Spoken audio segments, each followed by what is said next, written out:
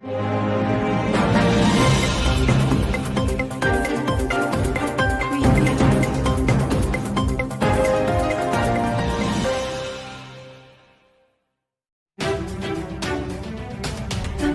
खबर देते चलें आपको घोटकी से। घोटकी के बरतरफ 368 मुलाजमीन की जानिब से 49वें दिन भी पीपल चौक पर एहतजाजी कैंप, मुजाहरा और धरना जारी है। Opposition leader PTI Sindh Haleem Adil Sheikh, Mir Iftikhar Ahmed Khan Lunda और PTI के अहम रहनुमा एहतजाजी कैंप पर पहुंचकर उनकी मदद करने और सिंध असम्बली में आवाज़ उठाने के लिए यकीन दहानी कराई और कहा कि PTI हुकूमत गरीबों के साथ है। और बरतरफ मुलाजमीन में से वहीद मुराद चन्ना ने रो कर बताया कि मेरे घर में फाका कशी है, 20 माह गुजरने के बाद भी तनख्वाह नहीं दी गई, जो बच्चे भूख अफलास से मर रहे हैं। और बरतरफ मुलाजिम की 4 साला बच्ची जो इलाज की माली सेहत न होने पर उसकी वफात पर अपोजिशन लीडर की जानिब से दुआ मांगी गई। Janki Rabdo, 90 news, bureau chief, Sindh.